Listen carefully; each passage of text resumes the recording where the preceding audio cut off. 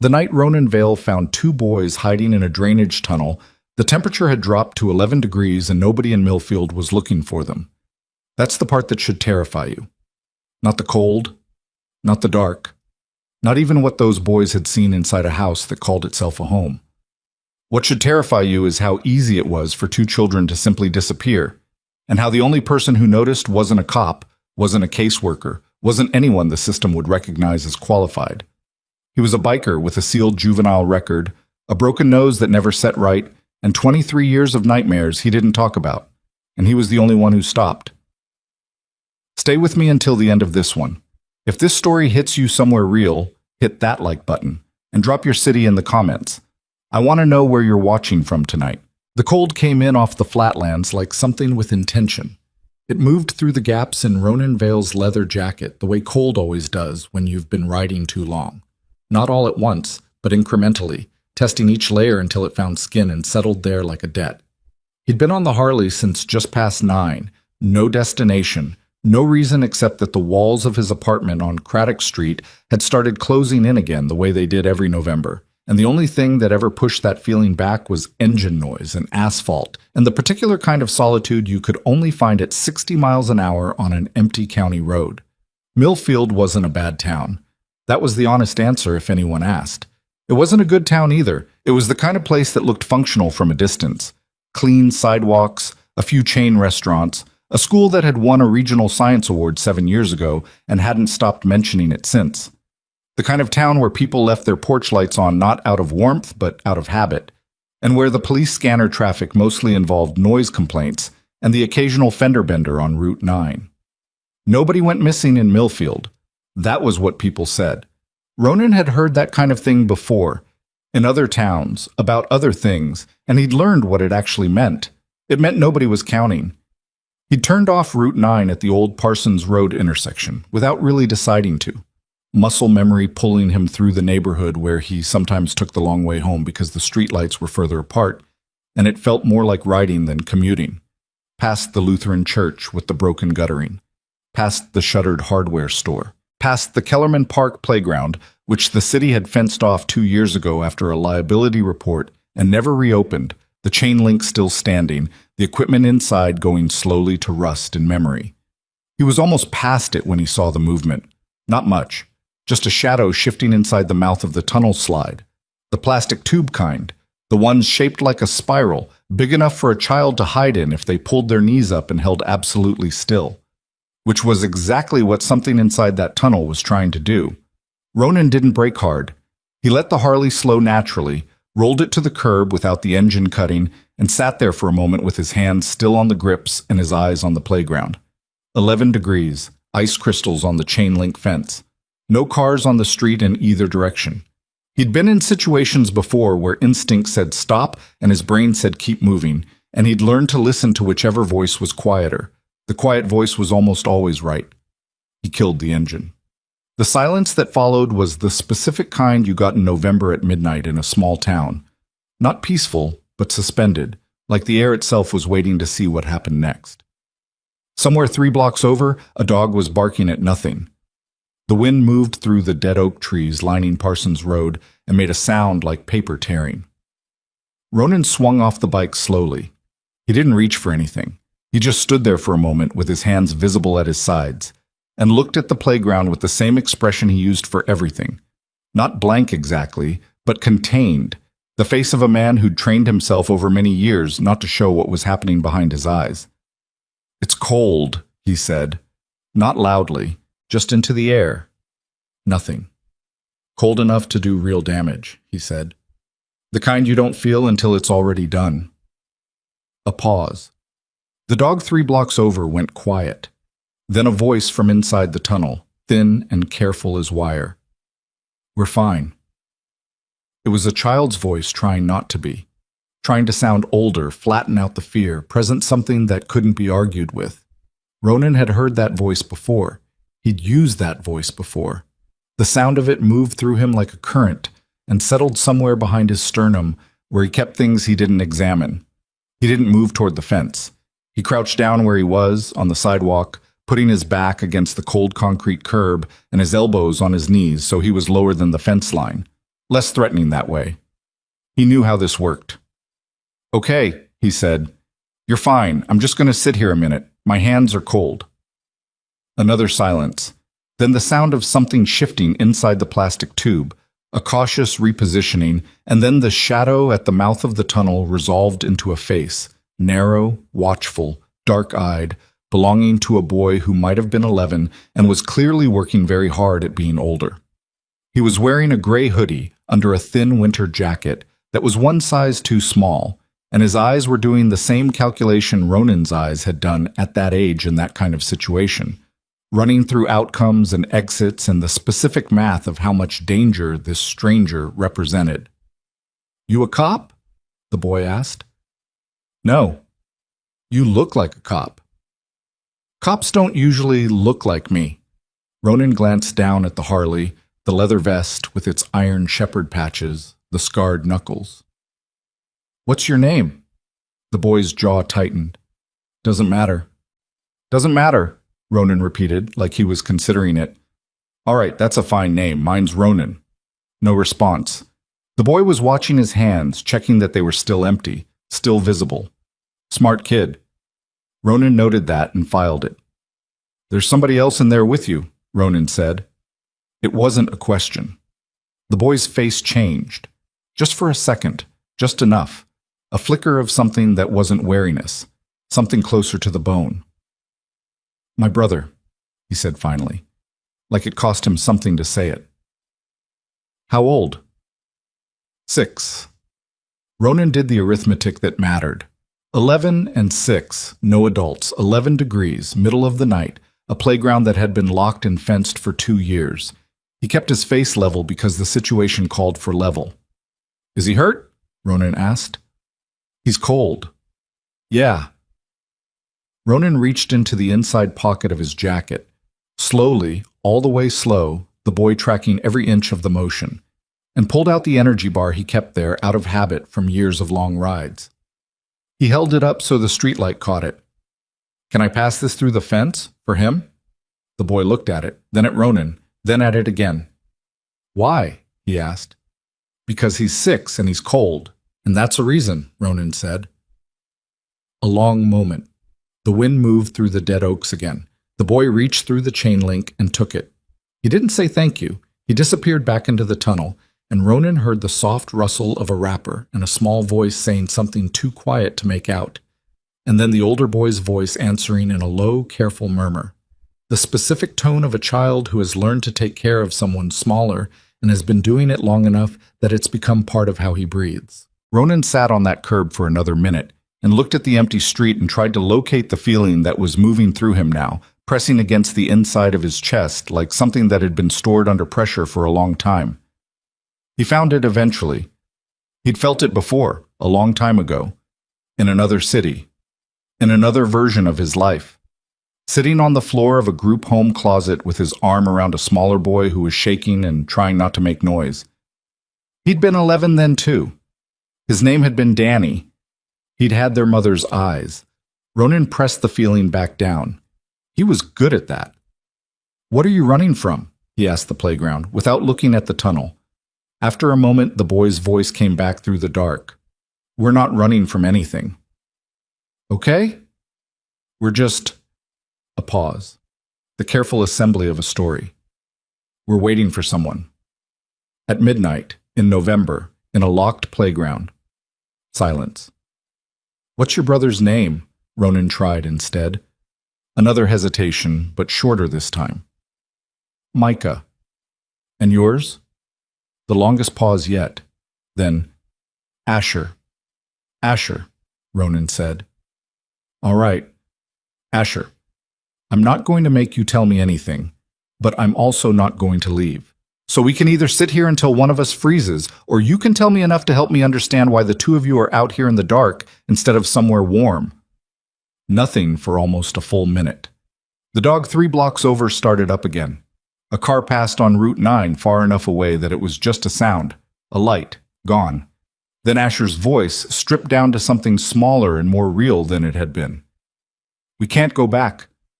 "To where?" "The house." A beat. "The Mercer house." Ronan didn't recognize the name, but the way the boy said it, not with anger, not with tears, but with the flat, factual fear of someone describing a place they know to be dangerous, told him more than a name could. "Why can't you go back?" he asked. And this time, Asher didn't answer.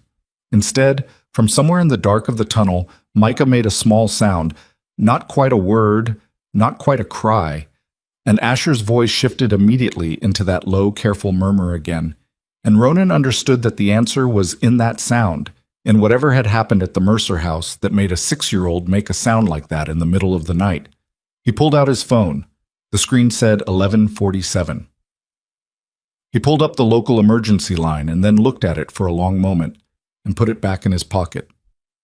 His relationship with official help had always been complicated, not because he was against it in theory, but because he'd called it once when he was 9 years old and it had made everything worse, and he'd called it again at 13, and it had made everything worse again.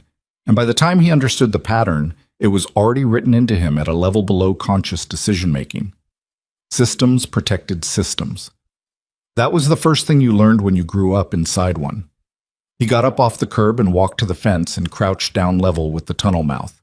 Micah was there now, pressed against his brother's side, looking out at Ronan with enormous dark eyes that were doing the thing young children's eyes do when they've been scared for too long. Not crying, not staring, just watching with a terrible, exhausted attention, like they couldn't afford to look away and couldn't afford to keep looking either. He had a small cut above his eyebrow, faded to a bruise at the edges, the kind that was 4 or 5 days old. Ronan looked at that bruise for exactly 1 second and looked away. "Okay," he said quietly. "Here's what I'm going to do. I have a friend who runs a diner about 8 minutes from here. She keeps the kitchen going late. It's warm in there. She's not going to ask you questions you don't want to answer." He looked at Asher. "And I'm not going to call anyone tonight. That's my word. You can take it or you can stay here, and I'm not going to argue either way. But Micah needs to get warm." Asher looked at him. The calculation in those eyes was something Ronan recognized so precisely it was almost physical. The math of trusting when trust had already been used against you. The impossible arithmetic of figuring out if this particular stranger represented safety or just a different kind of danger.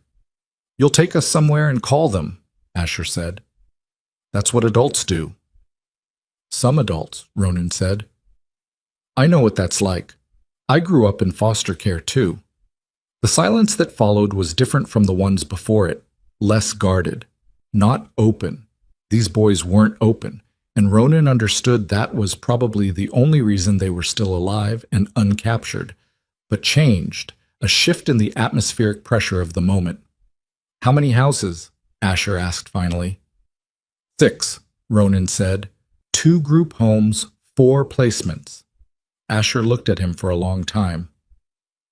7, the boy said quietly. "For me." Micah only remembers 3. Something in Ronan's chest did something he wasn't going to think about right now. "Let me get the gate lock," he said, and stood up and went to the Harley for the bolt cutters he kept in the left saddlebag, because a man who grew up where Ronan grew up learned early that locks were not always the friend of the person on the inside. Grace Hollowell's diner was called the Crossroads, which was not subtle, but Grace had never been interested in subtle. It sat at the junction of Route 9 and Old Timber Road in a building that had been a gas station, then a bait shop, then briefly a tax preparation office before Grace had taken the lease in 2011 and gutted it down to the studs and rebuilt it as something that smelled like coffee and bacon grease and old wood, a smell that Ronan associated with the closest thing to safety he'd found as an adult. He called ahead. Not to warn her. Grace didn't need warnings, but because showing up at midnight with 2 scared children required a certain amount of context if the context wasn't going to make things worse. "How bad?" was all she said when he told her. "Don't know yet," he said. "Bad enough." "Come in the back," she said, and hung up. The Harley's engine was loud in the dark November air, and he'd thought about that. Whether the noise would frighten Micah, whether the boys would panic at the bike, whether this was a terrible idea with a good feeling attached to it. But Micah had looked at the Harley with the pure open attention of a 6-year-old encountering something large and mechanical, and Asher had climbed onto the back with the focused, matter-of-fact manner of someone who had decided to commit to a decision and wasn't going to revisit it. Both of them were sandwiched between Ronan and his arms on the grips, Micah on the tank in front, Asher behind, neither of them speaking, all three of them leaning into the turns the same way, moving together through the cold, dark streets of Millfield like a temporary family assembled by desperation and circumstance and a cut fence lock. He thought about that word later. Temporary. The way he'd applied it automatically, the way it had arrived pre-labeled. He didn't examine it then. He examined the road. Grace met them at the back door with a look on her face that Ronan recognized as her working face. Not soft, not hard, just focused. The expression of a woman who had raised two sons alone after her husband's heart attack and who had long since stopped being surprised by what the night brought to her back door. She was 53 and looked it in the good way. With silver in her hair she didn't hide in flour on her apron she hadn't noticed. She looked at the boys. She looked at the bruise above Micah's eye. She looked at Ronan. She said nothing and moved aside to let them in. The kitchen was warm and bright and smelled overwhelmingly of coffee and something frying, and Micah walked through the door and stopped in the middle of the kitchen floor and stood very still with his eyes closed and his face tilted up slightly, like he was taking an inventory of warmth, cataloging it, making sure it was real. Asher watched his brother with an expression that almost broke the careful older boy composure he'd been maintaining all night. Just for a second, just enough to show what was underneath. He loved that kid so completely it was almost painful to watch. Grace put food in front of them without commentary. Eggs, toast, hot chocolate for Micah, coffee for Asher, who accepted it with a surprised look and didn't say he was 11. She disappeared into the front of the diner to serve the two remaining customers, a trucker and an insomniac in a raincoat who sat at the counter every night. And Ronan sat across from the boys at the prep table and waited. He was good at waiting. It was one of the few things he'd learned in foster care that had turned out to be useful. Asher ate mechanically, watching Ronan over the rim of the coffee cup, reassessing continuously. Micah ate the way 6-year-olds ate when they hadn't eaten in a while. Fast, focused, wordless. When Micah was halfway through his eggs, Asher said, without preamble, "They were talking about Marcus." Ronan didn't ask who Marcus was. He waited. "He was at the Mercer house before us," Asher said. "He was 12. He left in September. They said he went to a new placement." He looked at his plate. "But he didn't have any stuff with him when they took him. You always take your stuff. Even when you've got nothing, you take it." Ronan was very still. "That's not the first time," Asher said. "There was a girl before him, Elena. She left in July. Same thing." He looked up. "No stuff." The kitchen hummed with the sound of the refrigerator and the distant radio from the front of the diner and the particular quality of silence that descends on a room when someone has just said something that changes the shape of everything. "Did you tell anyone?" Ronan asked. Asher looked at him with eyes that said everything about what the question cost him. "We called the state line," he said. "The one on the poster, in January, about Elena." He paused. "Mr. Mercer has a brother who works at County Social Services." Ronan held the boy's gaze. "Nothing happened," Asher said. Outside, somewhere on Old Timber Road, a car slowed down. Ronan heard it without turning his head. The specific deceleration of a vehicle looking for an address, or watching a building, the sound of something paying attention. He filed it in the same place he filed the bruise and the packed without bags detail and the brother at County Services. He looked at Micah, who had finished his eggs and was now watching Ronan with those quiet, exhausted, too careful eyes, a child who had learned early that the adults in the room required monitoring.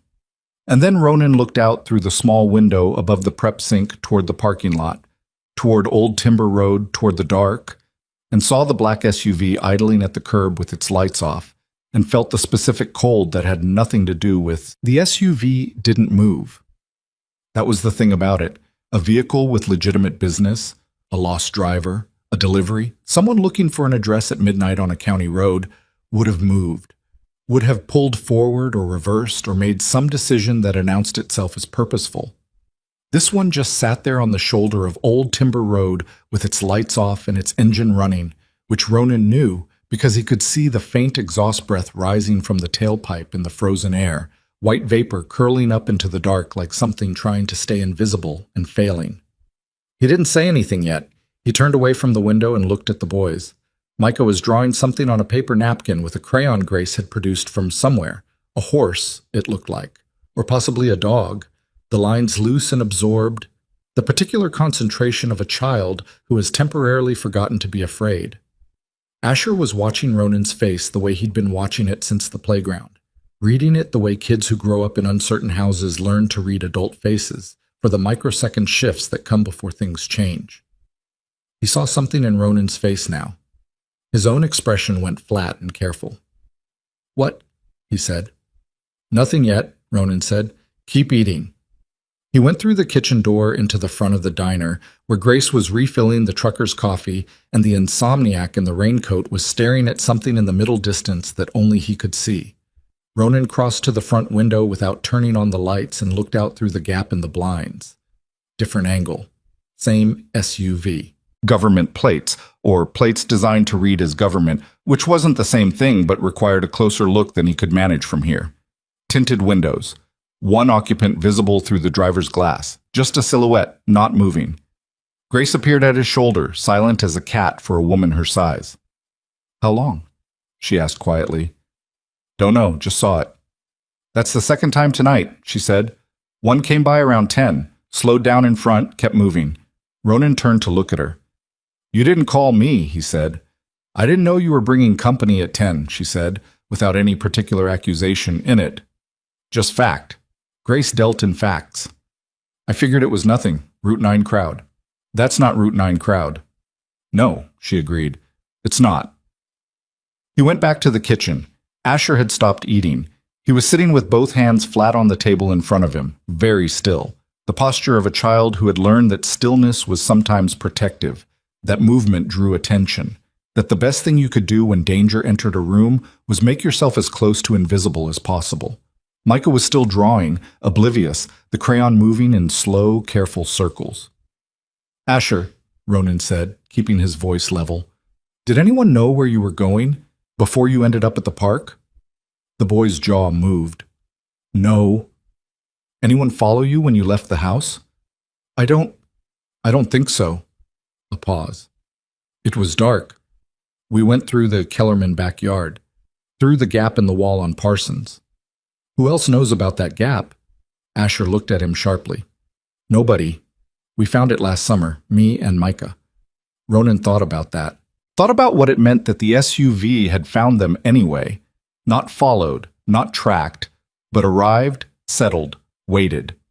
Which meant either someone in the system had flagged the Mercer placement as a potential flight risk and had protocol in place for exactly this situation, or someone had resources and reach that went beyond what a standard foster care administrator would have, and either possibility said something that Ronan needed about 30 minutes and a trusted phone call to properly evaluate.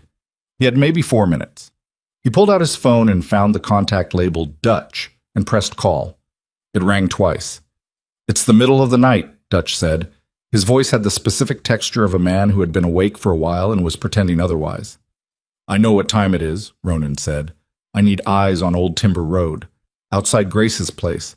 Black SUV, government-style plates, dark windows, one occupant, lights off. Running."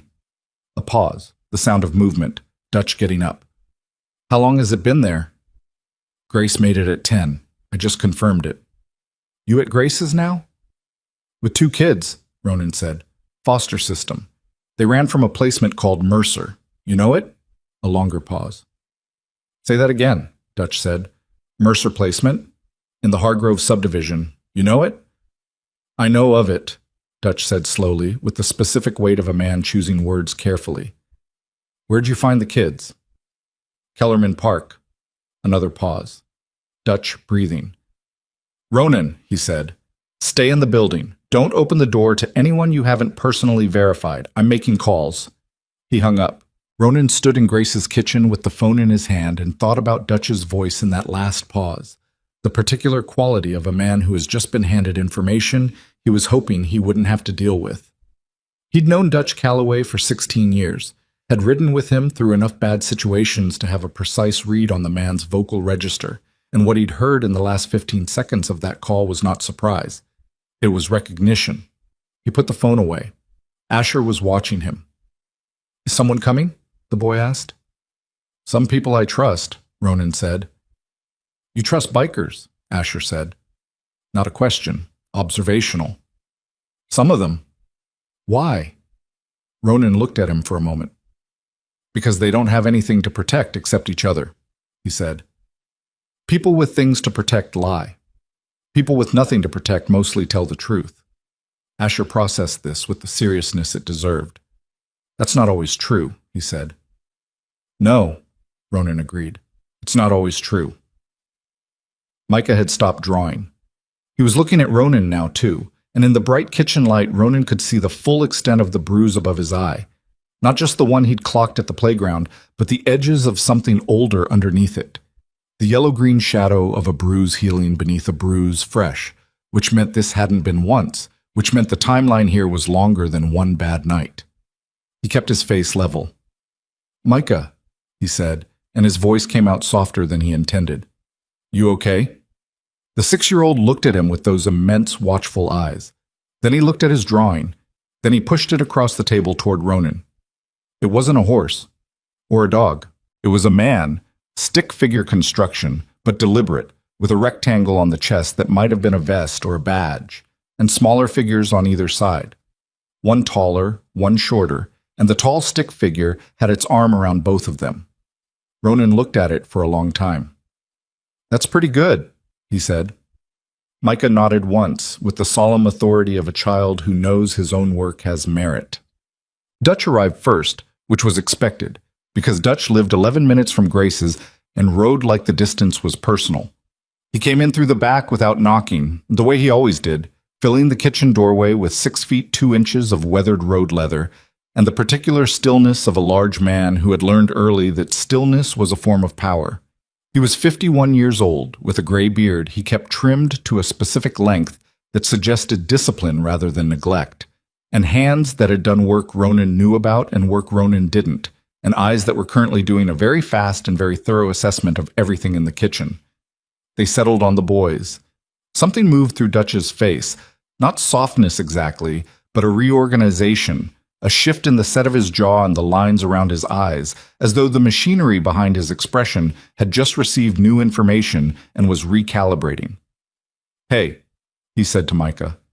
Micah stared at him. Nice horse, Dutch said, nodding at the napkin drawing. Micah looked at the drawing, looked at Dutch. It's a person, he said. Right, Dutch said. Even better. He looked at Ronan, and with a slight tilt of his head, communicated very clearly that they needed to step outside the kitchen. Ronan looked at Grace, who was already moving to the prep table with more toast, and she nodded without being asked. He followed Dutch through the back door into the narrow service alley that ran along the east side of the diner, where the cold hit immediately and the single yellow security light threw shadows in 4 directions. Dutch turned to face him. His breath came out in visible clouds. The SUV's gone, Dutch said first. When? Sometime in the last 20 minutes. Specs drove past on the road before he came in from the north side. Nothing on the shoulder. He paused. Which might be better or might be worse, depending on what it means. What do you think it means? Dutch looked at him steadily. I think it means they know where you are and they've decided they don't need to watch you anymore because they've already figured out their next move. Ronan felt the implications of that settle over him like the cold. Tell me about Mercer, he said. Dutch pulled out a cigarette. He didn't light it immediately, just held it between 2 fingers and turned it slowly, the habit of a man who'd cut back but hadn't cut out. Wade Mercer runs a licensed placement out of a house on Hargrove Drive. Been licensed for 9 years, clean record, no substantiated complaints. He finally lit the cigarette. Except, Ronan said. Lena Marsh, she's a paralegal. Works pro bono family law cases on weekends. About 8 months ago, she filed an informal inquiry with the state licensing board about the Mercer placement. Said she'd been contacted by a woman, former neighbor of the Mercers, who said she saw kids being loaded into unmarked vehicles at odd hours, late nights, the kind of loading that doesn't look like a school field trip. What happened to the inquiry? It was reviewed and closed, Dutch said. Insufficient evidence. The person who closed it was a division supervisor named Carl Breck. He took a pull on the cigarette. Carl Breck's wife is Wade Mercer's cousin. The alley was very quiet. Somewhere down Old Timber Road, a train crossed the county line, and the sound of it moved through the dark like a low warning. "How do you know all of this?" Ronan asked. Dutch looked at him. The cigarette glowed. "Because Lena Marsh is someone I know," he said. "And because 3 months ago she called me and asked if I knew anything about missing kids in county foster placements, and I told her I didn't, and then I started paying attention." He said it without drama, without the delivery of a man who wanted credit for it. Just information, laid out flat, the way Dutch had always communicated things that mattered. "How many?" Ronan asked.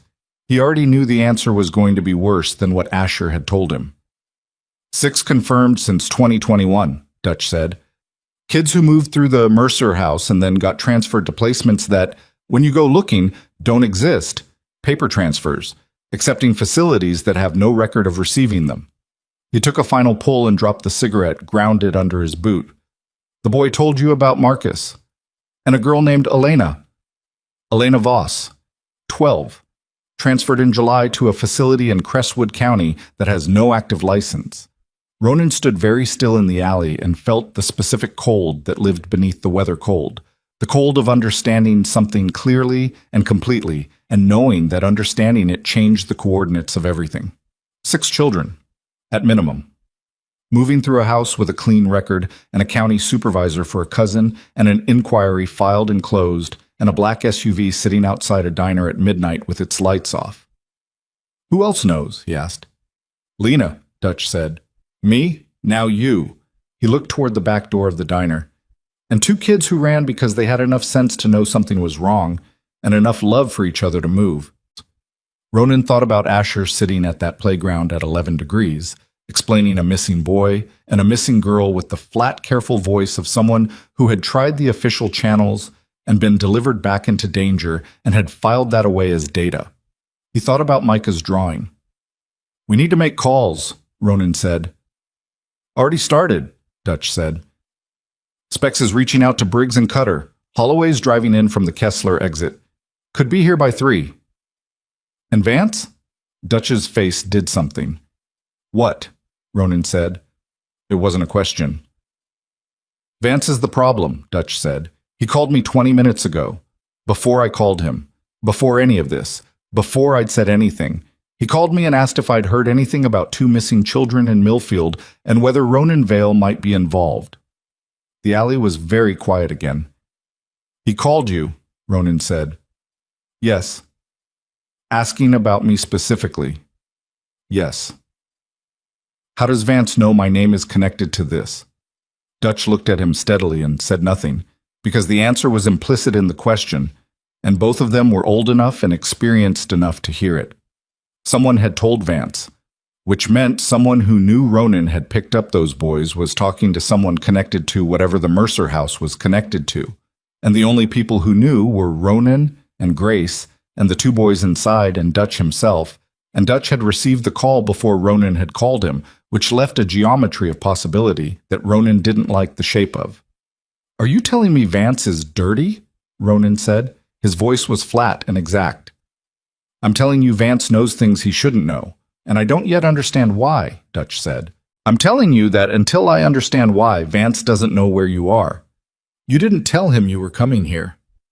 "I told him I hadn't heard anything." They looked at each other in the yellow light of the service alley. Ronan and Dutch had ridden together for 16 years. They'd pulled each other out of bad situations in 4 different states.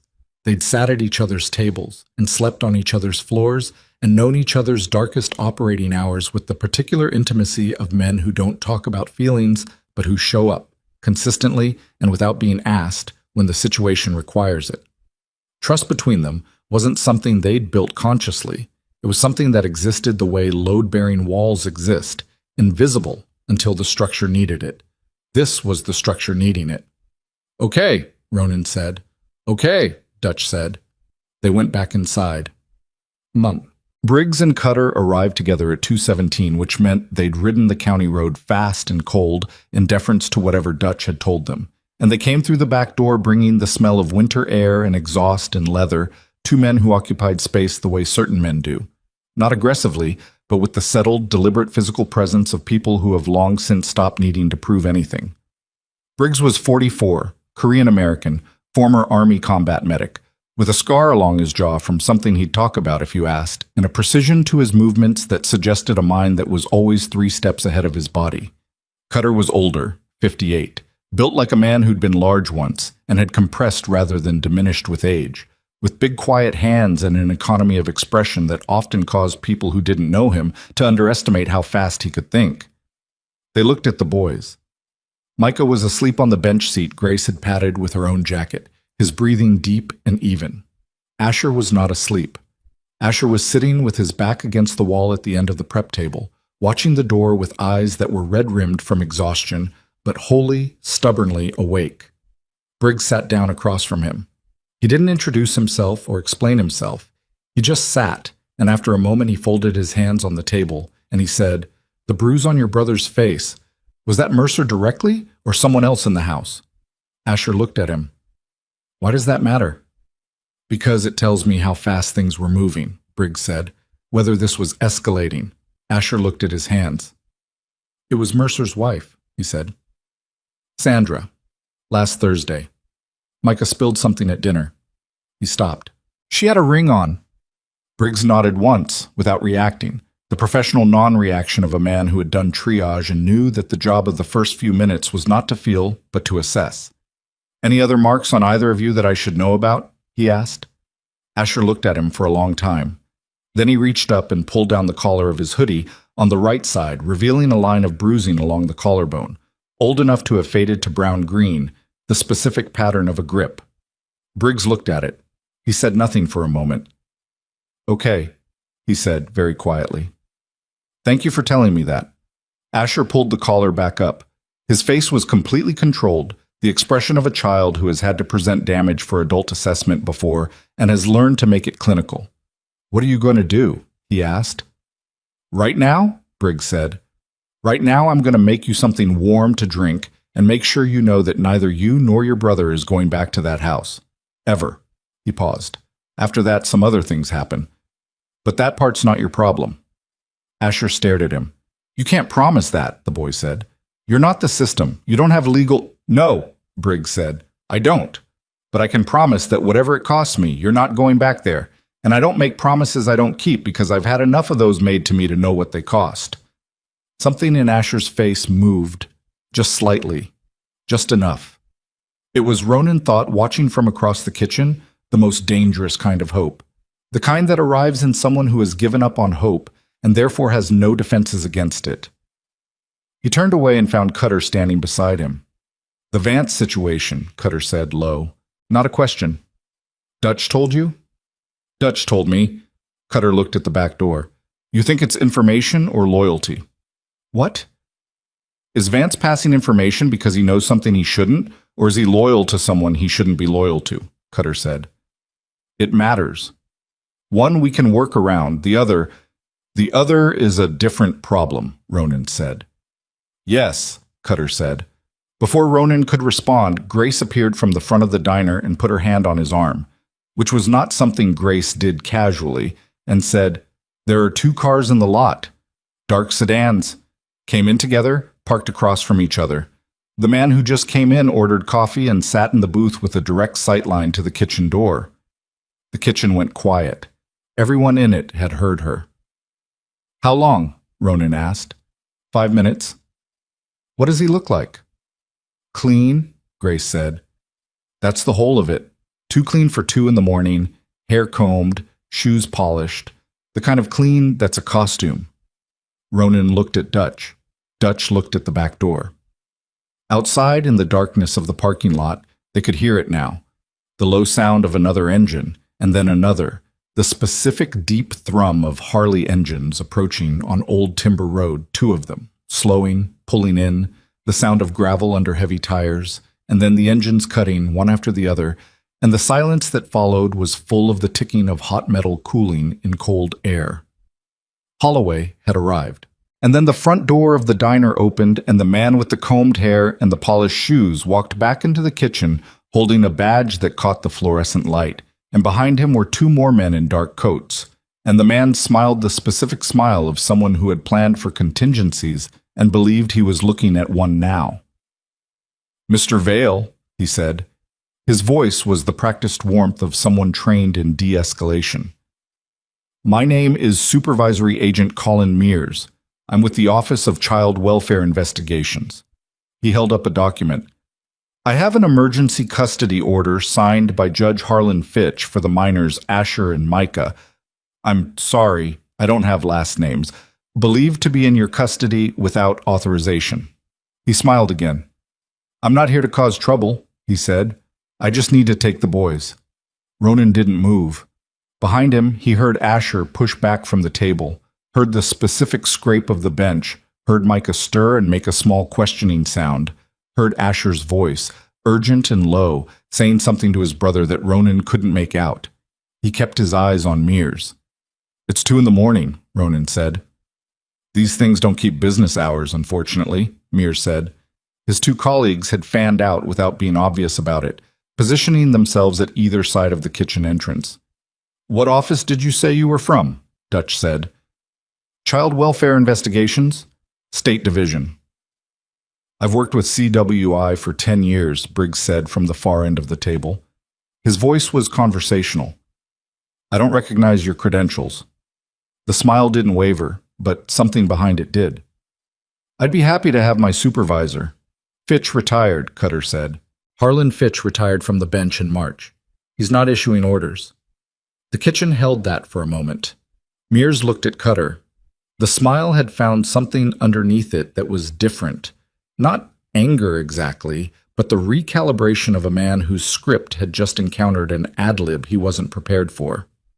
Retired judges can still, he began. In family court? Briggs said. No, they can't. Retired family court judges have no emergency jurisdiction. That's not how it works.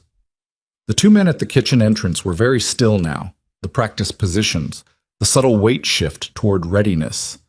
Ronan was aware of everything in the room at once, the exact distance to each of the 3 men, the position of the boys at the back of the kitchen, Grace by the coffee station, Dutch and Cutter and Briggs distributed across the space like chess pieces placed by someone who knew what they were doing, the outside door and what was now on the other side of it. I'm going to have to ask you to come with us, Mears said to him. The warmth was gone from his voice. What replaced it was not hostility, but something more precise, the tone of a man who has decided that the social phase of this encounter is over. You can ask, Ronan said. Mr. Vale, show me the legitimate paperwork, Ronan said. Show me a court order with a sitting judge's signature, a current license from CWI, and your service credentials, not that badge which anyone can order from 3 different websites. He held the man's gaze. Or you can tell me who actually sent you. Mears looked at him. He looked at Dutch. He looked at Briggs and Cutter. He looked at the back door. He looked at the badge in his own hand, and something passed through his expression. Not fear. Something more controlled than fear. The recalculation of a man who has just properly assessed the room and found it different from what he was told to expect. We'll be back, he said, with everything you're asking for. I expect so, Ronan said. The 3 men left through the front, the sound of the 2 sedans starting in the lot, pulling out. Gone. The kitchen didn't exhale for a full 10 seconds. Then Asher's voice came from the back, tight and breaking at the edges. They're going to come back with more people. Ronan turned around.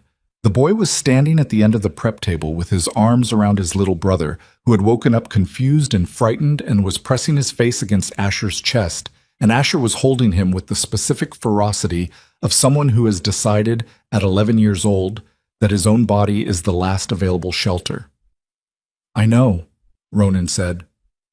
You can't stop them, Asher said. His voice cracked on the last word, and he hated it. The crack audible in the way he held his jaw afterward, clenching against it. They have the system. They have the paperwork. They have everything and we have nothing, and they're going to come back and they're going to take Micah, and I can't. He stopped, pressed his mouth shut. His eyes were bright. I can't let them take him, he said. I can't. I don't care what happens to me. I can't let them take him. The room was very quiet. Ronan looked at the boy.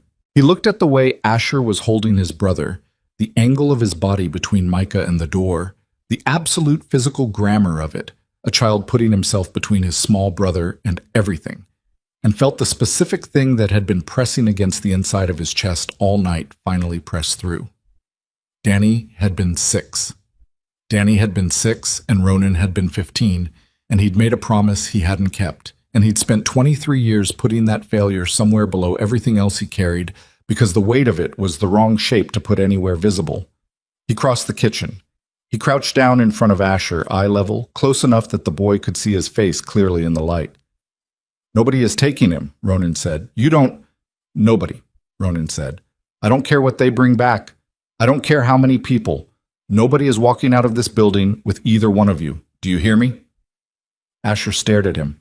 His eyes were scanning Ronan's face the way they'd been scanning it since the playground, running the calculation, looking for the tell, for the place where the promise would come apart the way all the other promises had come apart.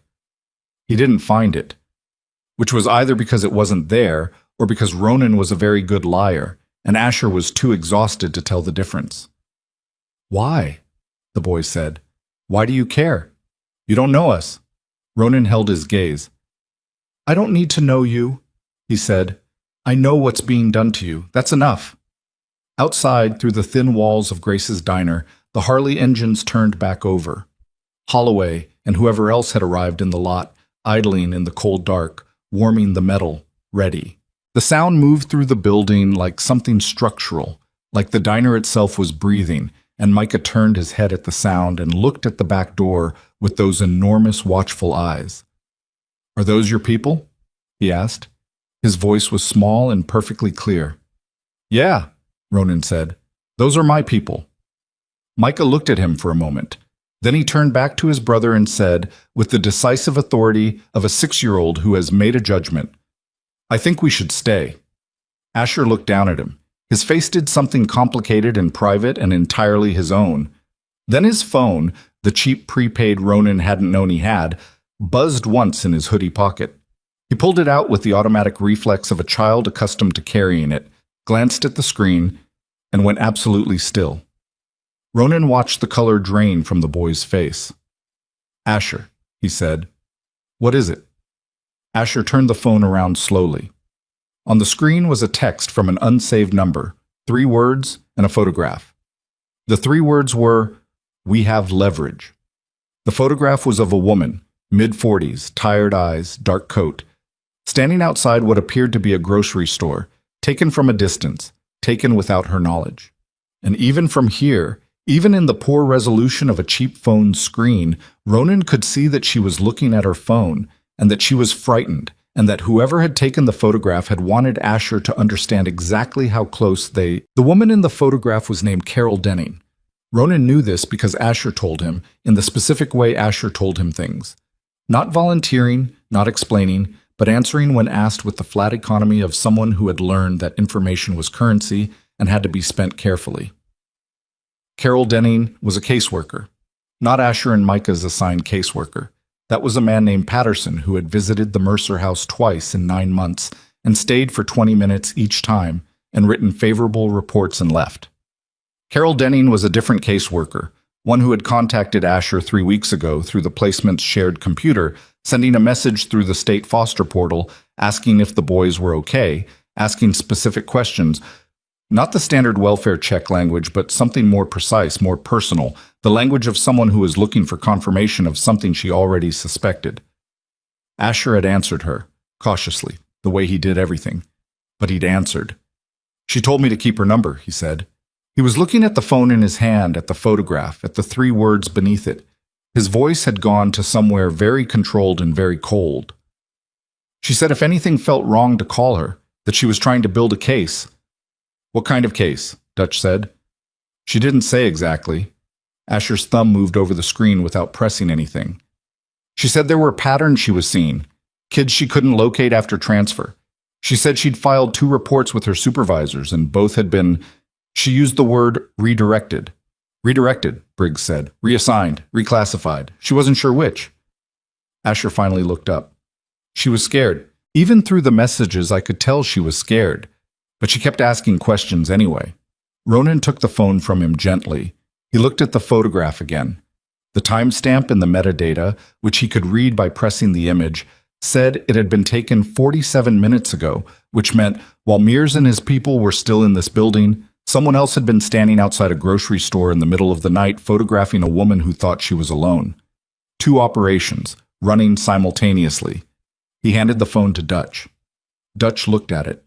His face did something that wasn't quite anger. It was the precursor to anger, the moment before the emotion fully assembled, when it was still just a cold, clear understanding of what the emotion was going to be about. "They've been watching her," Dutch said. "Since before tonight," Ronan said. "Maybe since she filed those reports. Which means they know she was communicating with the boys. Which means they know what she knows." Ronan looked at Asher. "Did she tell you where she was? Where she was working from?" "She said she was pulling files from a regional archive office in Denton." Asher's jaw was tight. "That's 40 minutes from here." "Is she answering her phone?" Asher shook his head. "I tried when you were outside. It went straight to voicemail." The kitchen processed this. Straight to voicemail at 3 in the morning after a photograph sent as a threat. "We need to move," Holloway said from the back doorway. He'd come in from the lot while they were talking, a lean, weathered man of 47 with rain on his jacket, and the expression of someone who had been listening from outside and had heard enough. He looked at Ronan. "If they've got eyes on her, they know she's a threat. They're going to pull it." "We don't know where she is," Ronan said. "Denton's got one regional archive office," Holloway said. "I know the building. It's on Callister Street, next to the old county assessors." He was already pulling his phone out. "Specs is still on the road. I can redirect him." "No," Ronan said. Everyone looked at him. "We don't split," he said. "We don't send one man to Denton alone, not knowing what's there." He looked around the kitchen, at Dutch, at Briggs, at Cutter, at Holloway, at Grace standing very still by the coffee station with her hands folded in front of her, at Micah, who had fallen back into a shallow and watchful half-sleep against Asher's shoulder, at Asher, who was watching Ronan with the expression he always had, the expression of a boy running the math, calculating the probability of the thing being said matching the thing being true. "Then we all go," Dutch said. "Not the boys," Ronan said. "Not Grace." "I'm not a passenger in my own diner," Grace said without heat. "I know that," Ronan said. "That's not what I mean. I mean they stay here, and someone stays with them. Someone we are certain of." The pause that followed had a specific texture, because everyone in the room understood what certain of meant in light of the Vance conversation, and nobody wanted to say it plainly while Asher was awake and listening. Briggs said it anyway, because Briggs was a medic, and medics dealt in plainness. "Someone who isn't Vance," he said. Asher's eyes moved between them, filing it. "I'll stay," Cutter said. He said it the way Cutter said everything, without decoration, without martyrdom, just a statement of fact delivered by a man who had assessed the situation and determined his most useful position. "I know the back road's out, if it comes to that. And I know 3 ways out of this building that aren't the doors." Dutch looked at Ronan. Ronan looked at Cutter. "Okay," Ronan said. He went to Asher. He crouched down again, same level, same directness. "I'm going to find Carol Denning," he said. Asher nodded, one sharp movement. "Cutter stays here. He's the best man I know at keeping people safe and not making a production out of it. You trust what he says while I'm gone. Can you do that?" Asher looked at Cutter across the kitchen. Cutter met his gaze without performing anything, without reassurance facing, just steady and present. Asher's jaw moved. "Can you find her?" he asked Ronan. "I'm going to try." "That's not the same as yes." "No," Ronan said. "It's not. But it's the truth, and I figure you'd rather have the truth." Something shifted in Asher's face, not comfort, not relief, but the specific recognition of being treated as someone whose intelligence deserved respect, and how rare and disorienting that was when you were 11, and had been managed and processed and talked at by adults for as long as you could remember. "Go," Asher said. They rode in the rain.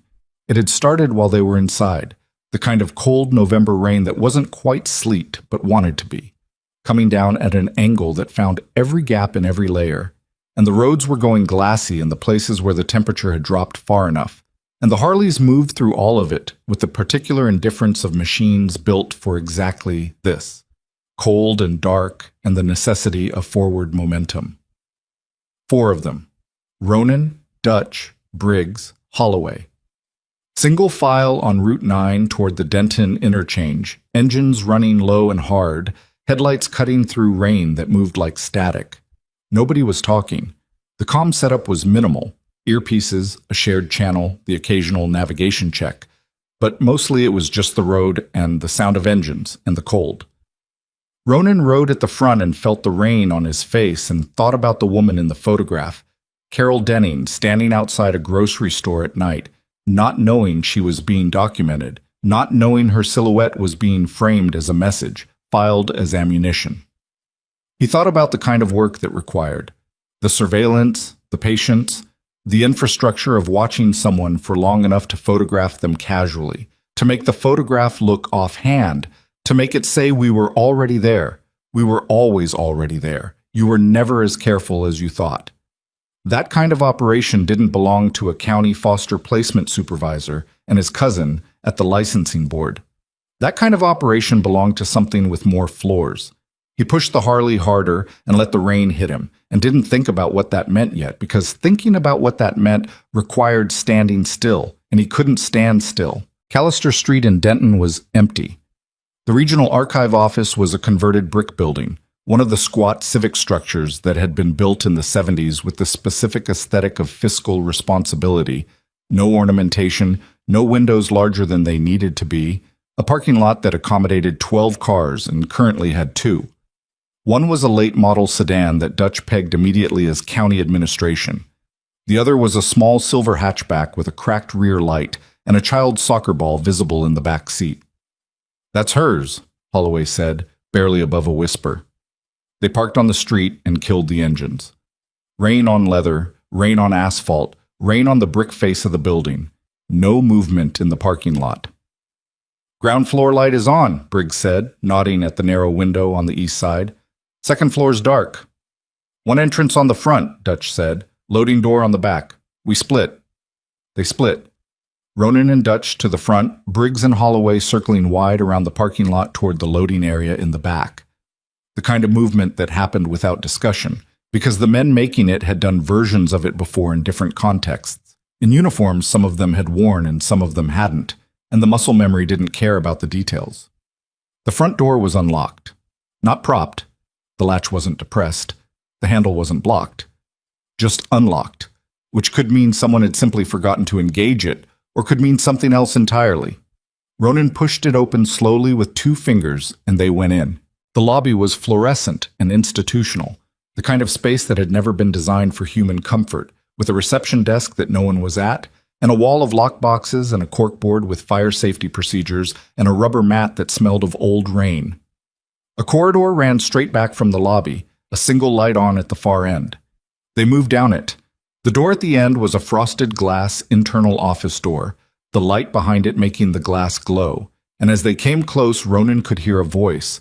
One voice, a woman's, urgent and low, and trying to stay professional under the weight of something that was pressing the professionalism out. And then silence, and then the voice again, saying, "I've already filed the..." And then silence, and then, "No. No, I understand what you're saying, but the records show..." And then silence long enough that the voice, when it came back, had lost something, had shed a layer. "Please," it said, "I have children." Ronan pushed the door open. Carol Denning was 46, which he knew because he'd clocked her as mid-40s in the photo, and she was sitting at a workstation surrounded by open archive boxes, file folders spread across every surface, a laptop open beside her with something on the screen he couldn't read from the door. She had a phone to her ear, and she was looking at them the way someone looks when they've been expecting one kind of danger and a different kind walks through the door. Confused first, then recalibrating, then something complicated crossing her face as she looked at the leather, the vests, the patches, the 4 men filling the doorway. "I'll call you back," she said into the phone, and ended the call. And she was standing up before the movement had fully registered, and in her right hand there was a thumb drive that she had clearly just pulled from the laptop port and she was holding it very tightly. "Who are you?" she said. Her voice was collected. Whatever fear was in it had been put somewhere it could be managed. "Asher sent us," Ronan said. Something broke open in her face for just a second before she put it back together. "Is he safe?" she asked. "Yes, both of them, right now." She closed her eyes for 1 second, one breath, then opened them and she was back, the professional composure reassembled, but different underneath it now. Not just managed fear, but something leaning towards something that might eventually become relief if it was given space to. "They sent the photograph," she said. It wasn't a question. 47 minutes ago. "Then they know I'm here." She looked at the thumb drive in her hand. "How much time do we have?" "Not a lot," Dutch said. "What's on that?" She looked at Dutch, at the drive, at the room full of bikers who had arrived like weather through her door in the middle of the night. "Everything," she said. 2 years of everything. She talked while they moved.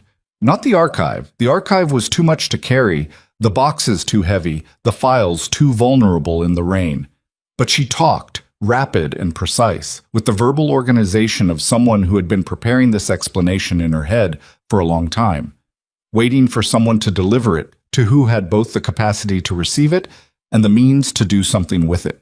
The pattern had started with a girl named Sasha Hollis in 2021.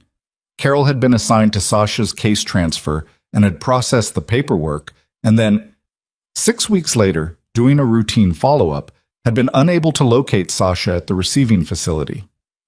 The facility existed. It had a license number, an address, a staff roster. But Sasha Hollis was not in their system, and when Carol had called, the person who answered the phone had told her there was no child by that name and had offered to have a supervisor call back, and the supervisor had not called back. She'd filed a missing child report. It had been reviewed by her supervisor and marked as a documentation discrepancy pending resolution. The resolution never came. She'd started looking. 6 months in, she had 3 names. Sasha Hollis, 12. Devin Marsh, 10. A girl known in her file only by the intake name Lily, no last name, age listed as 9. With a case history so redacted it read like a document that had been assembled specifically to be unverifiable. 3 children routed through the same placement. 3 children transferred out on paperwork that, when examined closely enough, had the specific quality of documents designed to pass a casual audit and fall apart under a thorough one. License numbers 1-digit transposed, court signatures on forms that predated the judge's appointment, receiving facilities that existed in the state database but had no physical address on record. "I took it to my supervisor," Carol said. They were moving through the parking lot now, rain on everything, the archive boxes they'd taken split between Briggs and Holloway. He said I was misreading the system. The transfer paperwork had an error rate of 12% across the board, and this was within normal variance. "Did you believe him?" Ronan asked. "For about 2 days," she said. "Then I found the 6th child, and the address for the receiving facility traced back to a property owned by a holding company that also owned a property that appeared in a federal forfeiture record from 2019. She stopped at the door of the silver hatchback and looked at Ronan. It wasn't a foster facility. The address was a warehouse in a commercial district in Garrett County. The rain came down. Dutch looked at Ronan. Ronan looked at Carol. "How many total?" he asked. His voice was very quiet. "That I can trace directly to the Mercer placement? 6. That I can trace to the same holding company network through other placements in the state?" She paused. The thumb drive was still in her closed fist, pressed against her palm. 14. Over 3 years. 14. The number landed in the parking lot like something dropped from a height, something with mass and consequence. Ronan stood in the rain and held the number and didn't let his face do anything. "The holding company," Dutch said. His voice was careful, specifically careful, in a way that Ronan had heard before, in a way that meant Dutch was working up to saying something that had weight. "What's it called?" "Veristone Capital Consulting," Carol said. "It appears in 14 separate real estate and corporate records across 4 states. It's essentially a shell. The principals aren't public record." She looked at Dutch. "Why? Do you know it?" Dutch said nothing for 4 full seconds. Ronan turned and looked at him. Dutch's face in the parking lot light was doing the thing Ronan had seen it do twice before in 16 years. The very specific, very controlled reorganization of a man confronting information that has changed the floor plan of everything he thought he understood. Not breakdown, not panic. Something worse than both of those. The absolute stillness of someone who has just recognized something.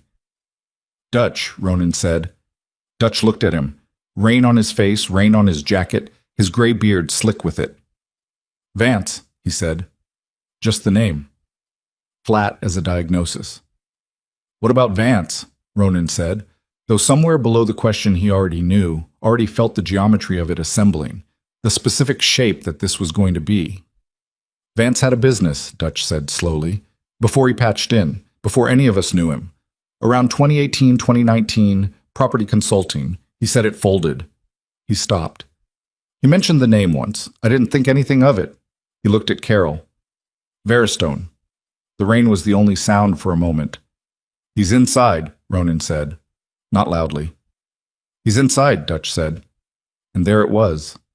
The floor falling away. Not slowly, not dramatically, but with the abrupt structural finality of a thing that cannot be undone once it has happened. The particular quality of betrayal that doesn't announce itself but arrives as simple fact. A name, a company. A man who had asked Dutch about Ronan and the boys before Dutch had said a word to him. A man who had made a call before any call was warranted. A man who had been wearing a patch that said Iron Shepherd and had never been one. Briggs was very still. Holloway had his hand on the top of one of the archive boxes and wasn't moving. Who did he contact? Ronan asked. When he called you, he called from which number? His cell, Dutch said. And then something moved in his face. But I didn't call him. I've been through my contacts. I called Briggs, I called Holloway, I called Spax, I called Cutter. He looked at Ronan. I didn't call Vance, he called me. Which means he knew before I made any of those calls, which means someone else called him first, Ronan said. Someone who knew about the boys before you called me, Dutch said. The only person who had known before Dutch was Ronan, and Ronan had called Dutch on the first call from Grace's kitchen, with the boys in the room and Grace at the counter, and Grace. He pulled out his phone. He called Cutter. 2 rings, 3, 4. The call picked up. Cutter, he said. I'm here, Cutter said. His voice was level, but there was something behind it that was not level. Status, Ronan said. Boys are fine. A pause. Ronan, Vance showed up 20 minutes ago. Said you'd sent him. I didn't let him in. Where is he now? Outside, Cutter said. In the lot, with 2 other guys I don't know. They're not moving, but they're not leaving either. Another pause. And there's a 3rd vehicle on Old Timber. Been there about 15 minutes. Different from the sedans earlier. How many in the 3rd vehicle? Can't tell. Windows. Ronan turned to Dutch. He didn't need to say anything. Dutch was already moving, already pulling his keys, already reading the calculation off Ronan's face. We need to go back, Holloway said. We need to go back right now, Briggs confirmed. Carol looked between them. What's happening? Get in your car, Ronan said. Follow us. Don't stop for anything. I have a contact. A federal agent. I've been trying to reach her for weeks. Call her on the road, Ronan said. Right now. Get in your car. She got in her car. They mounted up. Engines over the rain. The sound of it splitting the quiet of Callister Street, 4 Harleys and a silver hatchback pulling out of the archive building's lot and onto the road, and Ronan at the front with the rain coming at him sideways, and the number 14 somewhere in his chest pressed against the weight of a man's name and the weight of a patch that had been a lie. He opened the throttle. They were a mile from the Denton interchange when Holloway's voice came over the comm, tight and stripped back. Ronan? What? Vehicle behind us, since Callister. Keeping distance. Ronan checked his mirror. Headlights, 1/4 mile back, holding pace. Not gaining, not falling behind. Make? Dutch said. Dark SUV, Holloway said. Single unit. Same as earlier? Ronan asked. Can't confirm, but same type. Ronan kept his speed, kept his line on the wet road, the rain doing what it did to traction and visibility and the margins of error, narrowing everything. How far out are we? Briggs asked. 14 minutes, Dutch said. 14 minutes with a tail and Cutter alone in a diner with two boys and Vance in the parking lot and a third vehicle on old timber whose occupants couldn't be counted. Ronan thought about Danny. Stopped thinking about Danny. That wasn't useful here. What was useful here was the road and the bike and the rain and the distance contracting with every rotation of the engine. He thought about Asher's voice saying we can't let them take him with the crack in it that he'd hated and that had told the truth anyway. He thought about what Carol had said. 14. He thought about Vance's patch. He opened the throttle further and the Harley answered immediately, the engine note climbing, and the rain came at him harder with the speed. And behind him he heard the others follow, and in his mirror the following headlights tried to keep up, and for a moment did, and then dropped back further, and then were just 2 points of light at the edge of visibility in the rain. His phone vibrated against his chest. He couldn't take a call at this speed on a wet road. He let it vibrate. It vibrated again and again. Not a call. Messages. He knew by the pattern. He slowed enough to read the comm. Cutter's voice, not the comm earpiece. A text to Dutch that Dutch was reading aloud over the channel, his voice flat and exact.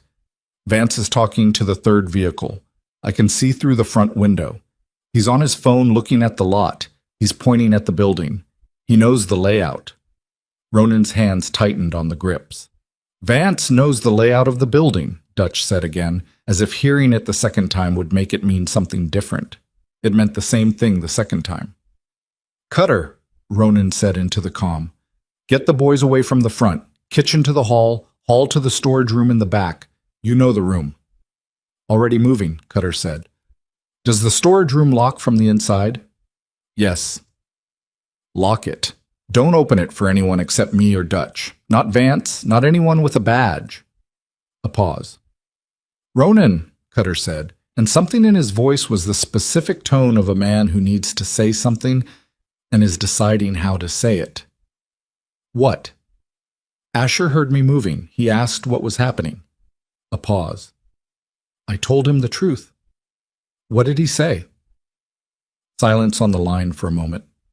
Rain, engine noise, distance disappearing beneath wheels. He said he figured, Cutter said. He said he figured it was something like this. Another pause. And then he picked up his brother and followed me to the back without asking another question. Ronan rode through the rain with that for a moment. An 11-year-old boy in a locked storage room in the back of a diner who had said, I figured to the news that the man outside was a threat and had picked up his brother without another word and moved. The specific composure of a child who has never been allowed the luxury of falling apart. He put it below the riding and the rain and the distance and let the engine carry him forward. They were 6 minutes out when the comm went quiet in a way that was different from normal quiet. Not static, not channel drift. The specific silence of a communication line that has just been. The comm came back. Not clean, fragmented, Cutter's voice breaking through static in pieces, the signal interrupted and then reassembling, and what came through was enough. In the lot. 3 of them out of the vehicle. Vance's front door. He's trying the. Static. Cutter, Ronan said. Boys are in the back. I'm at the hall. I've got the. The line went to pure static and stayed there. Ronan didn't think. He was already at the interchange, already taking the ramp at a speed that made the rear wheel step out on the wet concrete and then find itself again. And behind him, he heard Dutch and Briggs and Holloway follow without hesitation, the 4 engines rising together through the turn and then finding the straightaway of Route 9 and opening up, the Harleys running flat and hard through the rain-dark road, headlights cutting wet asphalt. The distance to Grace's diner contracting in a way that felt both fast and not fast enough. 4 minutes. He counted them by engine rotation and rain and the white line at the edge of his headlight and tried not to think about what 4 minutes meant when 3 men were at a locked front door and Cutter was alone in a hallway. 3 minutes. Dutch's voice over the comm, forced through static. Back road. Specs is coming in from the north on Old Mill. He'll be there in 2. 2 minutes then for Specs, 2 for them. Ronan didn't respond. He rode. The turn onto Old Timber Road came up and he took it without braking properly, The bike leaning hard, the cold asphalt trying to take him and not getting him, and then the straightaway opened up, and he could see the lights of the crossroads ahead, the diner's neon sign buzzing orange in the rain, and the parking lot, and the vehicles in it. He counted. Vance's bike. 2 dark SUVs. The third vehicle, a panel van, gray, the kind that belonged everywhere and nowhere, parked across the lot exit. The front door of the diner was open.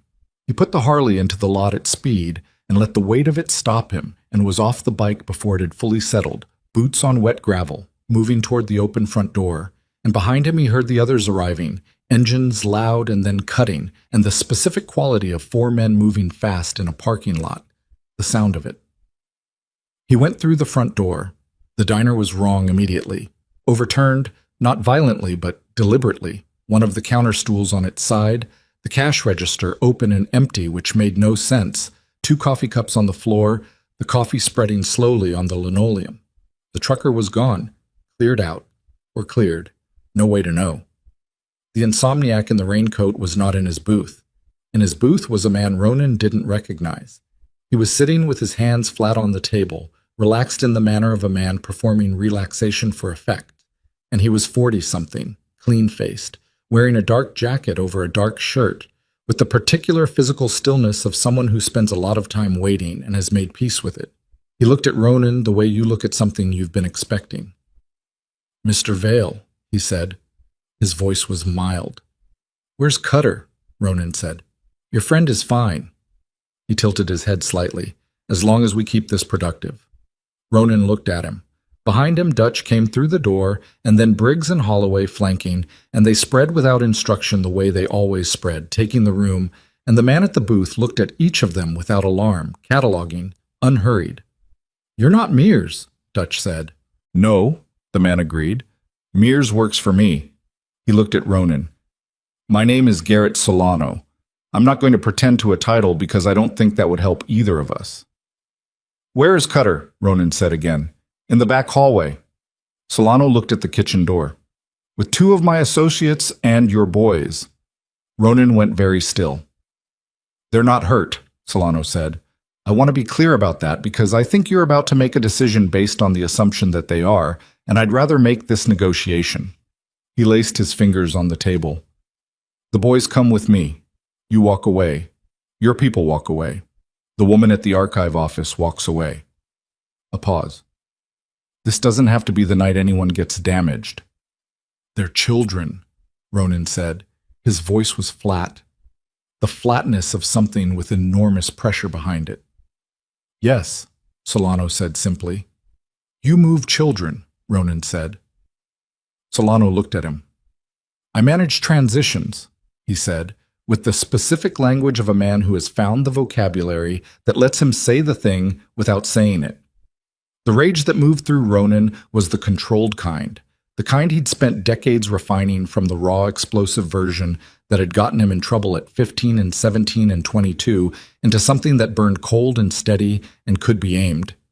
He felt it move through him and held it exactly where it was, behind his eyes and below his voice, and kept his face level. "How many?" he said. "I'm not going to—" "How many children?" Ronan said. Solano looked at him for a moment. Something in the man's face said he'd done this before, this specific conversation, and had long since decided how he held it. "Enough," he said, and the word was the most honest thing he'd said, stripped of euphemism, bare.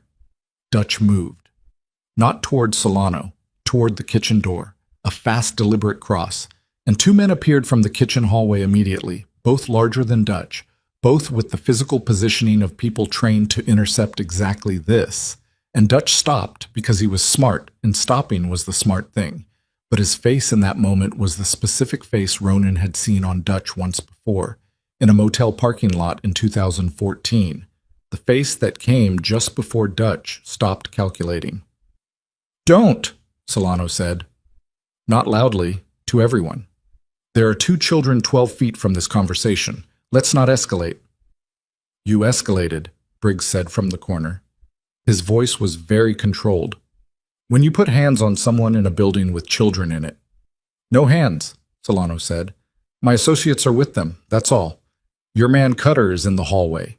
The boys are in the back room. He looked at Ronan. You can verify. Call through the door. I'm not trying to hide the situation. Ronan looked at the kitchen door, at the two men in the hallway beyond it, at the geometry of the diner, the spacing, the angles, the things he could see and the things he couldn't. Cutter, he called. From somewhere behind the kitchen door, here! Cutter's voice, level, present. Boys? A pause. Then, smaller, strained with the effort of staying steady. Asher's voice. Here. And then, immediately after, with zero hesitation, Micah's voice, high and clear. Here.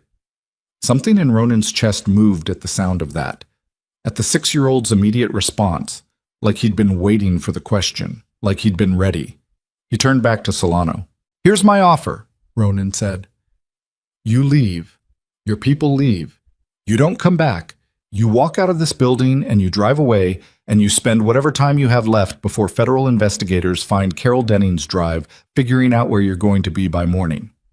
Solano looked at him.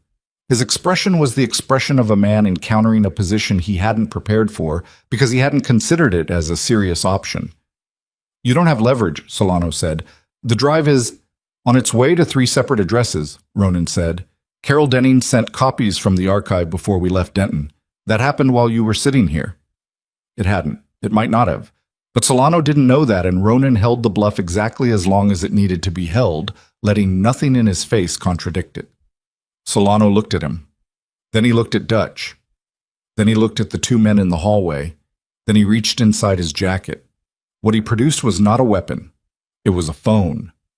He set it on the table, face up, and pressed play on something, and from the phone speaker came a voice Ronan recognized after 2 words as Vance, recorded, speaking in the tight, rapid manner of a man reporting to someone.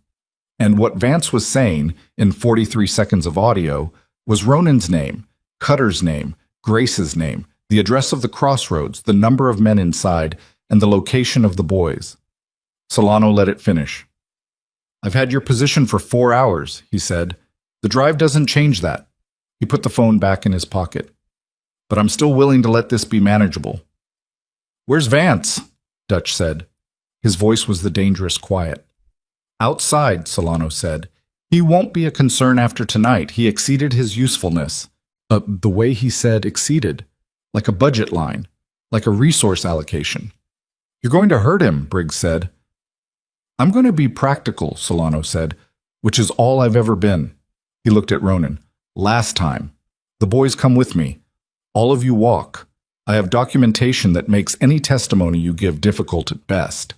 I have connections in this state's attorney's office that make prosecution of me specifically unlikely. I have been doing this for 7 years without interruption. He paused. You found 2 children in a park. That's where your authority ends. Ronan looked at him. He thought about the number 14. He thought about Sasha Hollis, 12. Devin Marsh, 10. A girl named Lily with a case history designed to be unverifiable. He thought about Asher at 11 in a playground tunnel, saying we can't go back with the specific voice of someone who had already understood more about the world than any child should. He thought about Danny, about being 15 and the thing he hadn't been able to stop, and the 23 years of carrying it, about what it cost to carry something like that, about the weight and the specific shape of it and how it never got lighter, only more familiar, and how familiar was not the same as okay. He said very quietly, No. Solano looked at him. No, Ronan said again. The same volume, the same flatness, like a door closing. That's my answer. That's the only answer. You can make whatever you need to make of it. Something shifted in Solano's face. Not anger. Something more calculated than anger, the shift of a man who has just reclassified a situation and is moving to the next prepared response. He nodded once, the way you nod when a meeting has reached its conclusion, and then the front door of the diner opened and Vance walked in. He looked wrong immediately. Not the Vance that Ronan had known from Iron Shepherd meetups and long road runs and the campfire outside Briggs's property 3 summers ago. The Vance who had always been slightly too smooth, slightly too careful, the one detail about him that Ronan had registered without knowing what to do with. This Vance was the other one underneath, the one the careful surface had been a costume for, And what was underneath was a man in his mid-40s with cold eyes and the body language of someone who has decided the social portion of the evening is finished. He was holding Ronan's saddlebag from the Harley. He put it on the counter. "The bolt cutters are in there," Vance said to Solano. "And the phone he's been using." He looked at Ronan without any of the performance he'd maintained for 16 years. "The woman from Denton. She didn't send copies. I checked her car on the way in. She had one drive." He reached into his pocket and held up a thumb drive that was not the one Carol had been clutching, but a different one, a duplicate case, the kind you bought in a pack of 3. Ronan looked at it. "Swap," Vance said simply. "At the diner entrance. She thought she kept it." He set it on the counter beside the saddlebag. "She's in her car. She's not hurt. She just doesn't have what she thinks she has." Solano looked at Ronan with something that might have been sympathy in a different man. "Still manageable," he said. The front door opened a second time. Specs came in. Marcus Spector, the youngest of the Iron Shepherds at 34, lean and fast and always running at a temperature slightly higher than everyone else around him, with road rain on his jacket and the expression of someone who had arrived from the north on Old Mill Road and entered through the lot and had seen something that had changed his face. "4 more outside," he said, and his voice was not the voice of a man delivering information calmly. It was the voice of a man who had already run the numbers and didn't like them. 2 on the lot exit, 2 at the back of the building. 6 total, plus Solano and the 2 in the hallway. 9 men against 5 bikers in a diner with 2 children behind a locked door 12 feet away. Ronan did the math and felt it land and looked at Dutch. And Dutch looked back at him, and nobody said anything for a moment because the math was the math. Then from behind the kitchen door, small and perfectly audible in the silence, Micah's voice. Not crying, not calling out, saying something to his brother, too quiet to make out the words, and Asher's voice answering, the low murmur, the specific register of a boy talking his little brother through something in the dark. Ronan heard it. Briggs heard it. Dutch heard it. Something happened in the room that was not visible and not audible and had nothing to do with the numbers. The kind of thing that happens when men who have carried damage for a long time hear a sound that reaches past the damage and finds whatever is below it. Dutch moved first. Not toward Solano, toward the window on the east wall, fast and deliberate, crashing through it with his forearm up before the 2 intercept men had fully processed the redirect. Glass and rain and cold air coming through. Holloway went for the hallway door immediately, taking the first intercept man at the shoulder and driving him into the doorframe, the impact loud and physical, the door swinging open. Briggs crossed the diner floor in 3 steps toward the second intercept man, with the economy of a man who has learned exactly how much force specific outcomes require. Ronan crossed to Solano. He didn't hit him. He pulled him off the bench by the jacket front and put him against the wall with one hand and looked at him from 8 inches away. "Call them off, Lum," Ronan said.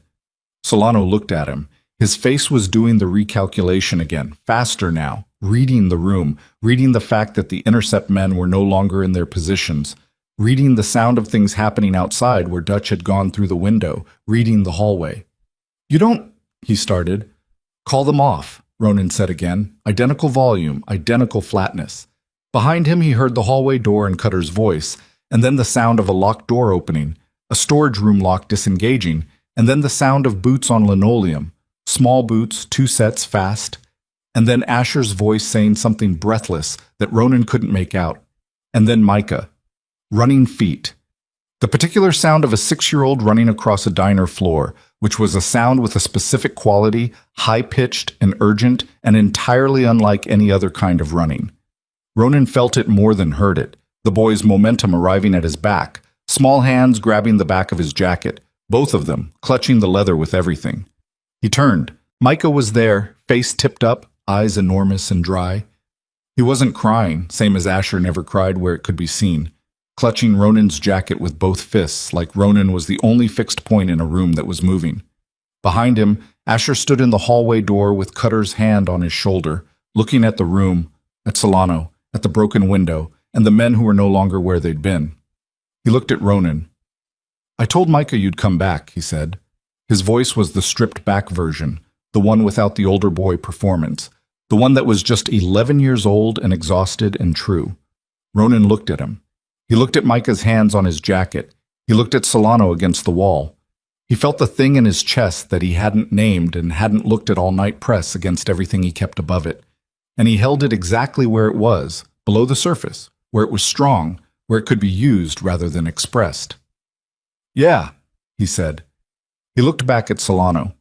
And from outside, from the parking lot, from Old Timber Road, from somewhere north on the county line, came sounds that changed the geometry of the moment entirely.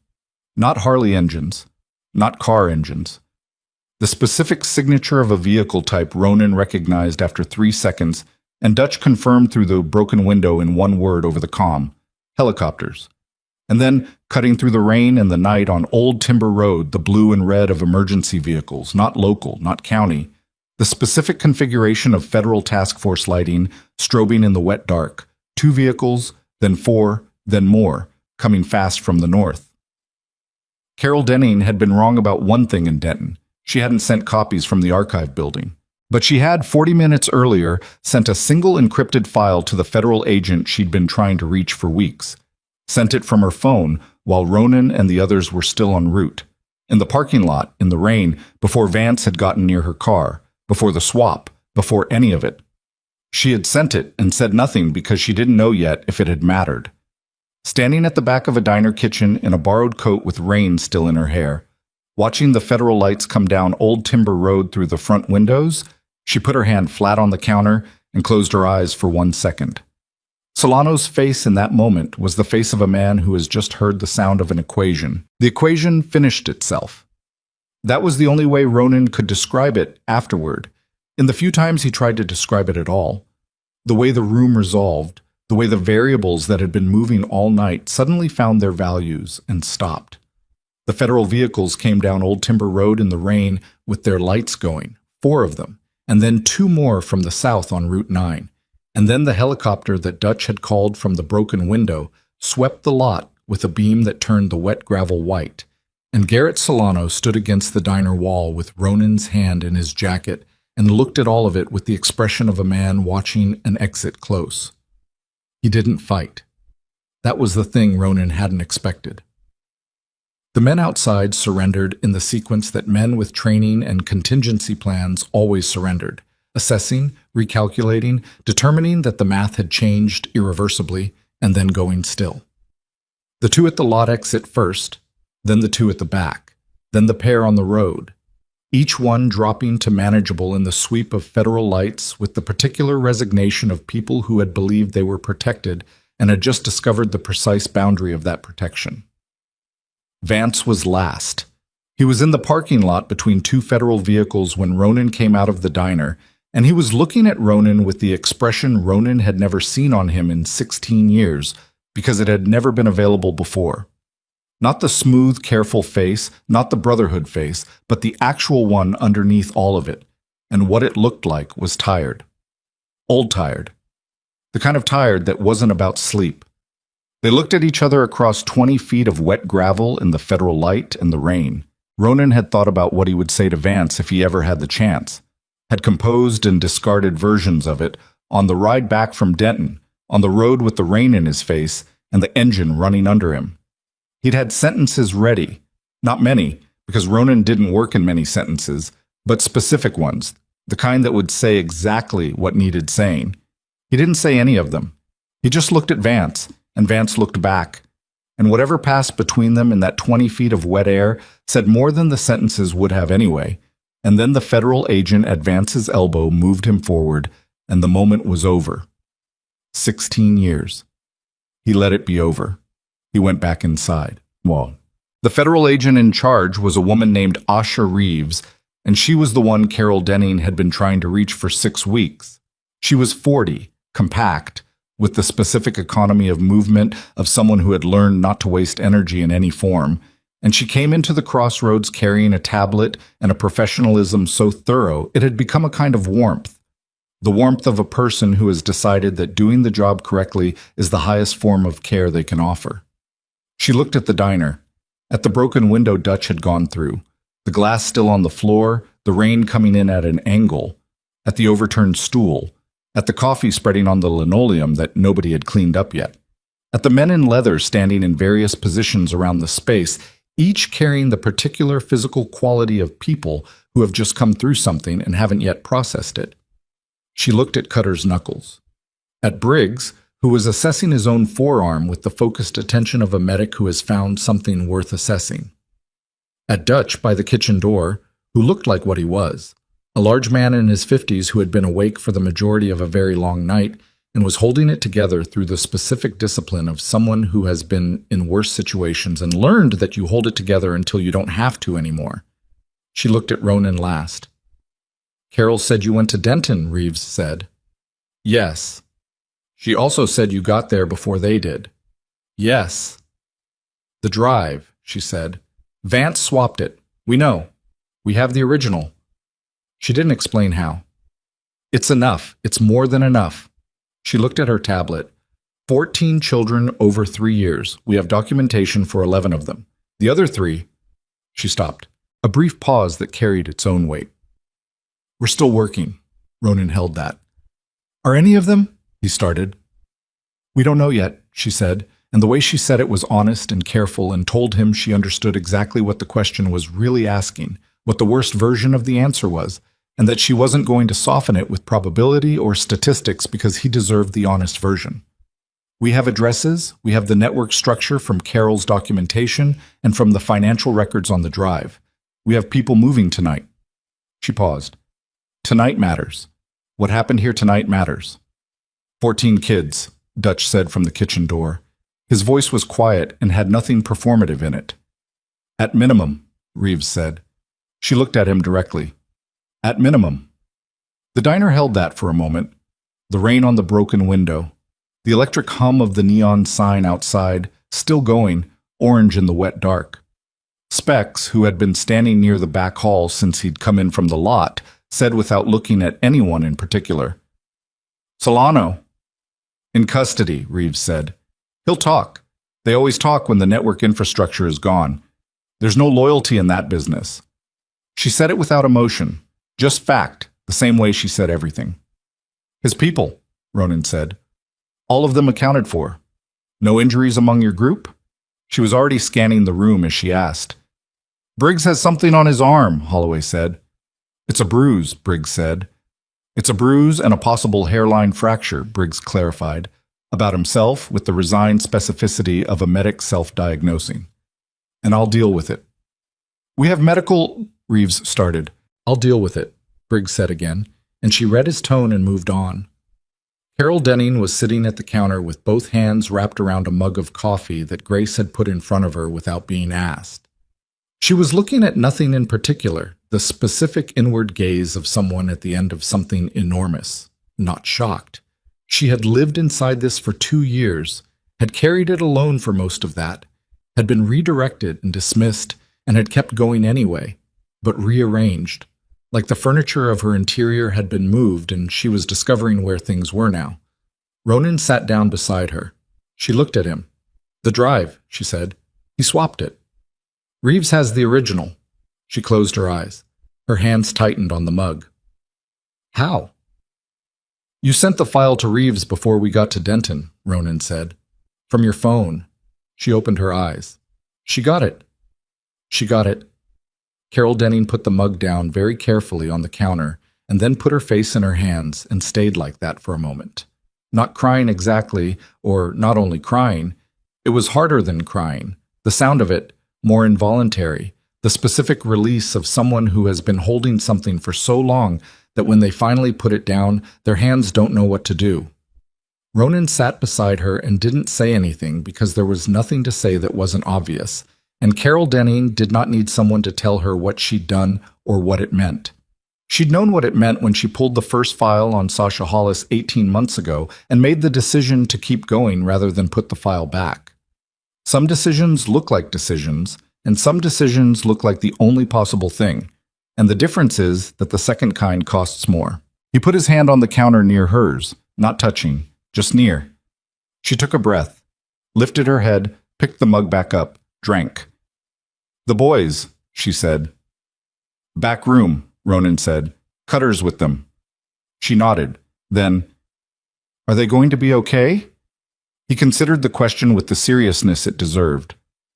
I don't know, he said. I think they have a better chance than they did yesterday. She nodded again, accepting that. She was that kind of person. The kind who accepted honest, partial answers and didn't demand the comfort of a lie. Grace had put the back room back together in the way Grace put everything back together. Quietly, without announcing it, the activity itself the announcement. The folded blanket on the storage room shelf had become a proper layer on the bench seat again, and there was a small plate of something on the prep table, toast cut into triangles, the way children's toast got cut. And the overhead light had been switched off in favor of the counter light over the sink, which was warmer and lower and changed the quality of the room entirely. Cutter was leaning against the wall near the door when Ronan came in. He straightened, looked at Ronan, read whatever was on his face, and relaxed by a fraction. Solano? He said. Done, Ronan said. Cutter nodded. He looked at his own hands for a moment. The big, work-marked hands, the ones Ronan had seen do 100 practical things over 15 years. And then he looked at the bench seat where Micah was asleep. Genuinely asleep this time. Not the watchful half-sleep from earlier, not the child's survival version of rest, where some part of you stays alert for the sound that means you have to move. This was the other kind, the deep kind, the kind that required actual safety to happen. He'd gone out like something that had been running on emergency power for too long and had finally found a wall outlet. His face in sleep was a child's face, smooth and unguarded in a way it wasn't when he was awake. Asher was not asleep. He was sitting on the far end of the bench with his back against the wall and his knees pulled up and his arms around his knees, and he was looking at the door. He'd been watching the door the entire time Ronan had been away, monitoring it, tracking sounds, staying awake because someone had to, and that was, in his experience, always him. He looked at Ronan when he came in. Is it over? He said. His voice was stripped entirely of the performance, just the question, in the voice of a boy who was 11 years old and exhausted to the cellular level. Yes, Ronan said. Asher looked at him. The calculation was still there. It was probably always going to be there, the permanent recalibration that happened when trust had been used against you enough times that it rewired the mechanism. But it was running differently now, finding different answers. Solano, Asher said, in federal custody. Mercer. Agents are at the house right now. Ronan came across the room and sat down on the floor near the bench, his back against it, so he was lower than the boy, same as he'd done at the playground fence. Wade and Sandra Mercer both. It's over for them. Asher looked at the ceiling. Marcus, he said. Not a question this time. The name of a boy who had left without his things. They're looking, Ronan said. Tonight. There are people moving tonight on all of it. I can't give you a number or a certainty, but people are looking. Asher's jaw moved. He was doing the thing he did, pressing what he felt to somewhere it could be managed. 11 of the 14, he said. He'd been listening through the door or from the hallway before Cutter had moved him back. Of course he had. That's what they have documented, Ronan said. They're going to find the rest. Asher was quiet for a moment. The rain on the building's roof, the hum of the refrigerator, Micah breathing deep and steady on the other end of the bench. Elena, Asher said. Her name is in the files, Ronan said. She's in there. They'll find her. He said it without qualification because Asher didn't need qualification.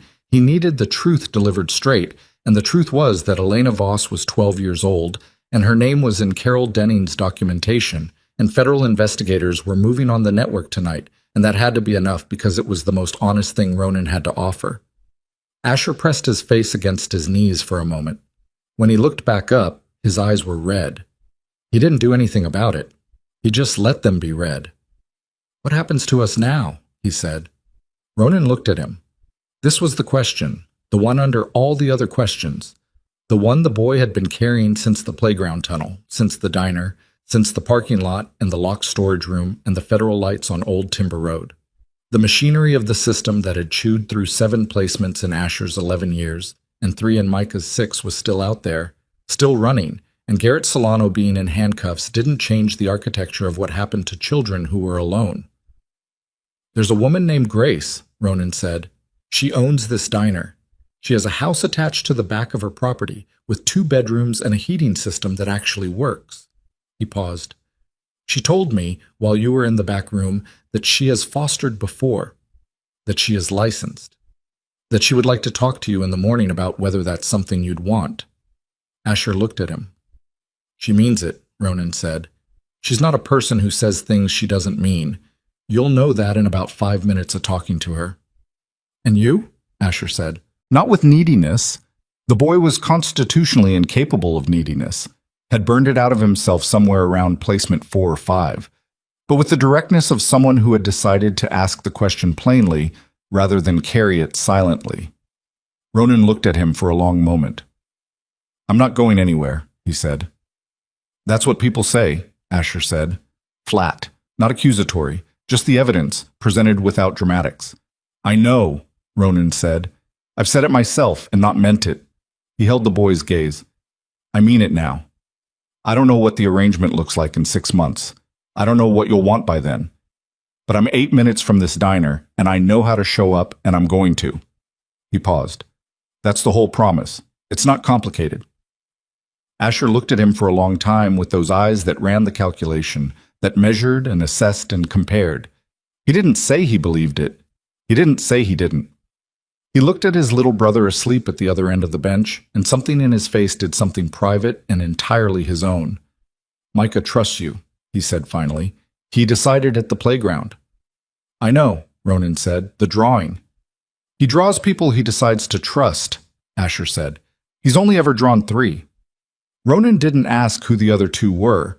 He understood that some information was for later, when it was ready to be said, and that asking for it now would be the wrong move. He sat on the floor with his back against the bench and let the silence be what it was, which was the first silence of the night that didn't have danger in it.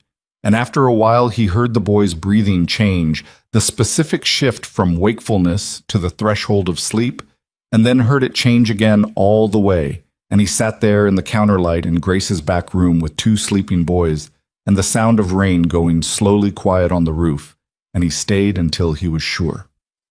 Passam. Dutch was outside. He was standing in the parking lot with a cigarette and no jacket despite the cold, looking at the place on Old Timber Road where the last of the federal vehicles had been 15 minutes ago, the road empty now, the lights gone, just the ordinary dark of 4:30 in the morning and the rain reduced to a mist that moved through the orange glow of the diner sign. Ronan stood beside him. Dutch offered the cigarette. Ronan shook his head. Dutch finished it. Vance? Dutch said. I know, Ronan said. 16 years, Dutch said. I know. Dutch dropped the cigarette and ground it under his boot. His face in the parking lot light was the face Ronan knew best, the working face, the one that had been present through all of it. The good rides and the bad winters and the times between. The specific face of a man who deals in reality as it presents itself rather than as he'd prefer it. I should have seen it, Dutch said. No, Ronan said. He was good. I should have... Dutch. Ronan looked at him. He was good. People who do that work for money are always going to be better at hiding than we are at finding. That's the math. He paused. It's not a failure. It's just what happened. Dutch was quiet for a moment. 14 kids, he said. 11 with documentation, Ronan said. They're moving tonight. You believe that? I believe Reeves, Ronan said. Carol trusted her enough to send the file before we even got to Denton. That's worth something. Dutch looked at the road. And the boys? Grace wants to take them in. Ronan looked at the diner. Asher's going to need time to trust it. He'll test every boundary she sets. He'll be difficult for a while. Grace has handled difficult, Dutch said. Yes. And you, Dutch said. Not asking. Just saying it. 8 minutes away, Ronan said. Dutch looked at him, at the side of his face the way Dutch sometimes looked at things when he was assessing them properly. Danny, he said. The name in Dutch's mouth in the parking lot at 4:30 in the morning was the thing Ronan had not been expecting and had no defense prepared for. He felt it move through him the way the cold had moved through him on the ride. Not all at once, incrementally, finding the places where the covering was thinnest. I know, Dutch said. I've always known. You never said it. He paused. I never said I knew. He looked at the road. I'm saying it now because I think tonight is the night to say it. Ronan stood in the mist and the parking lot light and held the weight of his brother's name in the air and let it be there, outside of him, not stored, not managed, just present for a moment. Danny had been 6. Ronan had been 15. The placement had been the 4th one. He'd made a promise to look out for him, and the system had moved them to separate facilities 8 days later, and he hadn't been able to stop it, and Danny had been in 4 more placements after that, and Ronan had lost track and then found track again when Danny was 19, and by then the damage was of a kind that Ronan had not known how to address with the tools he had, and Danny had eventually disappeared into the kind of life that people disappeared into when nobody stood between them and the dark early enough. Ronan had been looking for a way to do it differently ever since. Yeah, he said finally, just the one word. Dutch put his hand on Ronan's shoulder, brief, solid. The specific gesture of a man who communicates through presence rather than language, and who had just said everything he had to say about the matter. Then he took his hand away. Coffee, he said. Yeah, Ronan said. They went inside. The diner in the hour before dawn was the specific thing it became when the night had been long enough. Stripped down, soft-edged, the neon outside buzzing its steady orange note, and the coffee going behind the counter and the overhead lights turned down to the lower setting that Grace switched to after 2 a.m. when the crowd thinned to the people who needed the dark more than the bright. Briggs was at the counter with his forearm on the surface and Holloway beside him, both of them with coffee, neither of them talking. The comfortable silence of men who had spent enough road time together that silence between them was not absence, but presence of a different kind. Specs was by the window, watching the road out of habit, the particular vigilance that didn't switch off easily. Cutter came out from the back hallway and looked at Ronan and made the specific expression that meant the boys were asleep and the situation was contained, and sat down in the end booth, and Grace put coffee in front of him without being asked. Carol Denning was still at the counter. She'd stopped crying, or finished it, and she was holding her mug with both hands, and her posture had changed. Something had come down out of her shoulders that had been there, Ronan suspected, for 18 months. The specific unburdening of someone who has carried something dangerous alone and has finally been able to put it down in a place where it will be handled. She looked at Ronan when he sat down. Reeves said there'll be a debrief, she said. Tomorrow. Or later today, technically. I know, Ronan said. You'll need to be there. I know. She looked at him. Something in her face was working something out, a question she was deciding whether to ask. When I sent that file, she said, I didn't know if she'd get it in time. I didn't know if it would matter. She looked at her coffee. I sent it anyway. Yes, Ronan said. That's a strange feeling, she said. Doing the thing you can't know the outcome of. You've been doing that for 2 years, he said. She looked up at him. Yes, she said. I have. Something in her face settled. I'm going to keep doing it. I know, he said. She almost smiled, not quite, but the architecture of it was there. Grace appeared from the kitchen with a plate of eggs she set between Ronan and Carol without commentary, the way Grace distributed food, as statement of position, as a declaration of the kind of person she was, which was the kind of person who fed people when they needed feeding and didn't make an event of it. The boys are going to wake up hungry, she said, directing this at no one and everyone. They are, Ronan agreed. Grace looked at him. The specific look she had used on him for 15 years, the one that could read through the face he presented to the world and find the actual content below. You staying for breakfast? She said. Yes, he said. She nodded once, went back to the kitchen, the sound of the griddle, the smell of coffee and something beginning to cook, the warm, layering smell of a kitchen at the end of a long night and the beginning of a long morning. Outside, the rain had stopped. The absence of it was its own sound, the particular silence of a place where weather has been and then withdrawn, everything wet and still, the road dark and reflective under the diner's orange sign.